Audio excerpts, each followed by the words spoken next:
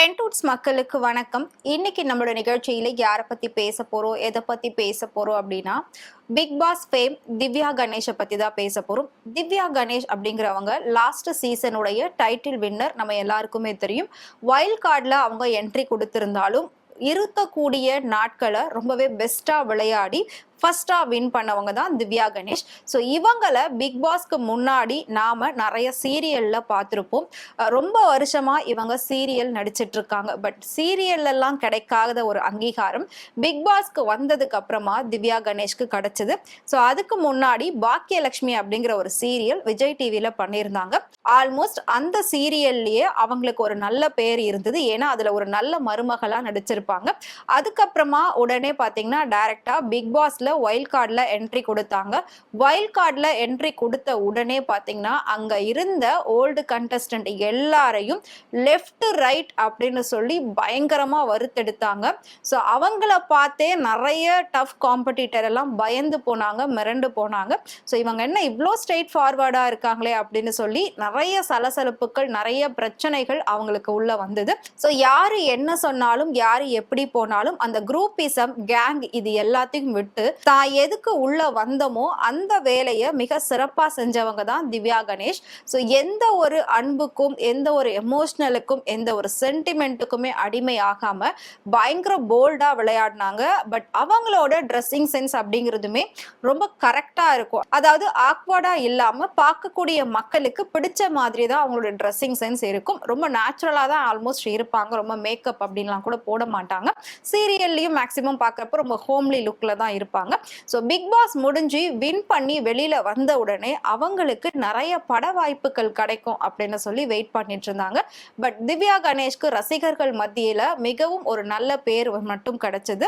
So அந்த பேரோடவே பார்த்தீங்கன்னா அடுத்தடுத்து நிறைய வாய்ப்புகள் வரும் அப்படின்னு எதிர்பார்த்தாங்க. பட் பெரிய அளவில் எந்த ஒரு வாய்ப்புகளும் வரல.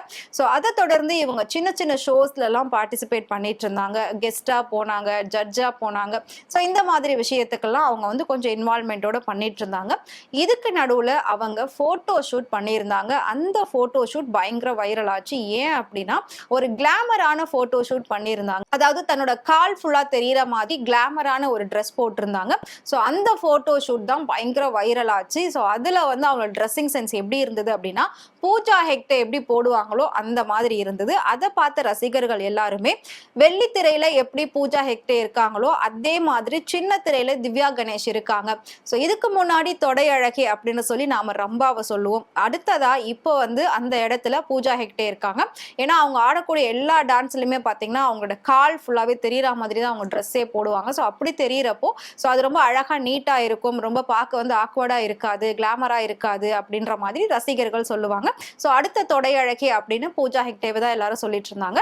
இப்போ சின்ன திரையில திவ்யா கணேஷை சொல்ல ஆரம்பிச்சாங்க. ஏன்னா அவங்க போட்டிருந்த போட்டோ அப்படி இருந்தது. அவங்களோட ட்ரெஸ்ஸிங் சென்ஸுமே பாத்தீங்கன்னா கொஞ்சம் பூஜா ஹெக்டே மாதிரி இருந்தது. சோ இதுல வந்து ரசிகர்கள் எல்லாருமே இவங்க பூஜா ஹெக்டேக்கு ரொம்ப டஃப் கொடுப்பாங்க போல அப்படின்ற மாதிரி எல்லாம் பேசிட்டு இருந்தாங்க. சோ இந்த போட்டோ ஷூட் வச்சு அவங்களுக்கு அடுத்து பட வாய்ப்புகள் வரும், நம்ம கண்டிப்பா ஹீரோயினா கமிட் ஆகும் அப்படின்னு ஒரு நம்பிக்கையில இருந்திருந்தாங்க. பட் பெரிய அளவுல பட வாய்ப்புகள் அவங்களுக்கு எதுவும் இல்லை. சோ எதிர்பாராத விதமா அவங்களுக்கு ஓடிடில ரிலீஸ் ஆகக்கூடிய வெப்சீரிஸ்ல ஒரு வாய்ப்பு வந்திருக்கு. சோ அந்த வெப்சீரிஸ்ல கண்டிப்பா பண்ணிரலாம் அப்படின்னு சொல்லி அவங்களும் பண்ணியிருக்காங்க, கமிட் ஆயிட்டு. அந்த படத்தோட பேர் வந்து 3 அப்படின்னு தான் அந்த படம் வரும். ஸோ அந்த படத்தோட பேரே அதுதான். ஸோ இது வந்து முழுக்க முழுக்க ஒரு அடல்ட் மூவி மாதிரி தான் இருக்கு அப்படின்ற மாதிரி ரசிகர்கள் எல்லாருமே சொல்லியிருக்காங்க. ஸோ அடுத்தடுத்து பட வாய்ப்புகள் வரணும் அப்படின்னா நடிகைகள்லாம் எதில் இறங்குவாங்க, கவர்ச்சி காட்டுவாங்க, கிளாமரா நடிப்பாங்க, ரொம்ப ஆபாசமா நடிப்பாங்க. ஸோ இதே மாதிரி ஒரு வழியை தான் திவ்யா கணேஷும் பின்பற்றி இருக்காங்க இப்போ. ஏன்னா அவங்க நடிச்ச படத்துல அவங்க முழுக்க முழுக்க வந்து ரொம்பவே கிளாமர் காட்டியிருக்காங்க, ரொம்பவே மோசமான சீன்கள்லாம் நடிச்சிருக்காங்க அப்படின்ற மாதிரி எல்லாருமே வந்து சொல்லியிருந்தாங்க. சோ திவ்யா கணேஷ் வந்துட்டு எவ்வளவுக்கு எவ்வளவு ஒரு ஹோம்லி லுக்ல இருந்தாங்களோ அவ்வளவும் இந்த படத்துல டோட்டல் ஒரு கிளாமர் ஆர்டிஸ்ட் மாதிரி தான் அவங்க நடிச்சிருக்காங்க. இப்படியெல்லாம் ஒருவேளை வனிதா நடிச்சிருந்தாங்க, அதாவது வனிதா வந்து ஆல்ரெடி மிஸ்ஸஸ் அண்ட் மிஸ்டர் படத்துல இப்படிதான் கிளாமரா நடிச்சாங்க, இந்த மாதிரி ஒரு ஆபாச சீன்ல எல்லாம் நடிச்சிருக்காங்க அப்படின்னு சொல்லி அந்த படம் மிகப்பெரிய சர்ச்சையா பேசப்பட்டது. படமும் சரியா போகல. ஸோ பயங்கரமான ஒரு விமர்சனங்களுக்கு ஆளானாங்க வனிதா. இப்போ அதே மாதிரி தான் திவ்யா கணேஷும் நடிச்சிருக்காங்க. அதாவது வெறும் டவல் மட்டும் கட்டிக்கிட்டு போன் பேசுற மாதிரியான ஒரு போட்டோ வெளியாகி இருக்கு. அது மட்டும் இல்லாம பெட்ரூம் சீன்ஸ் எல்லாமே பாத்தீங்கன்னா ரொம்ப டோட்டலா ஆக்வர்டா இருக்கு அப்படின்ற மாதிரி தான் எல்லாருமே சொல்லியிருக்காங்க. ஸோ பட வாய்ப்புக்காக இவங்களும் முழுசா நடிகையா மாறிட்டாங்க. தன்னைத்தானே மிகப்பெரிய ஒரு ஹீரோயின் மாதிரி இவங்க காமிச்சிக்கிறாங்க. ஸோ அதனாலதான் இப்படி படு மோசமான ஒரு சீன்ல எல்லாம் நடிக்கிறதுக்கு ஒத்துக்கிட்டாங்க திவ்யா கணேஷ். ஸோ இப்படி இருந்த ஒரு நல்ல பேரு இப்போ அவங்களுக்கு டோட்டலா நெகட்டிவா மாறிடுச்சு. ஸோ ஏற்கனவே ரட்சிதா அப்படிங்கிறவங்க சின்ன திரையில ரொம்பவே ஒரு குடும்ப பாங்கான கதாநாயகியா வலம் வந்துட்டு இருந்தாங்க.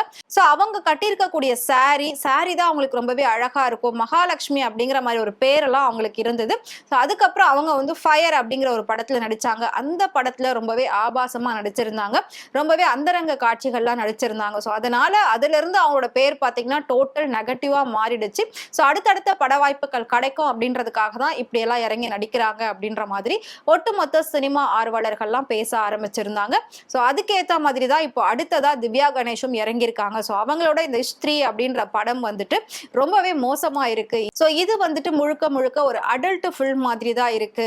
ஸோ பணத்துக்காகவும் படத்துக்காகவும் பேரு புகழுக்காக பெண்கள் எப்படியெல்லாம் மாறுறாங்க பாருங்க. எவ்வளோ ஒரு ஹோம்லி கேர்ளா இருந்தாங்க, இப்போ அவ்வளவும் அப்படியே வந்துட்டு ஒரு மாடர்ன் கேர்ளா மாறிட்டாங்க அப்படின்னு வந்து எல்லாருமே சொல்லிட்டு இருக்காங்க. ஸோ திவ்யா கணேஷை பத்தி நீங்க என்ன நினைக்கிறீங்க அப்படின்றத மறக்காம கமெண்ட்ல சொல்லுங்க. இதே மாதிரி சினிமாவை பத்தியும் நடிகைகள் பத்தியும் டே பை டே இன்ட்ரெஸ்டிங்கான இன்ஃபர்மேஷன் தெரிஞ்சுக்கணும் அப்படின்னு நினைச்சீங்கன்னா மறக்காம ஃப்ரெண்ட்வுட் சேனலை ஃபாலோ பண்ணிக்கோங்க.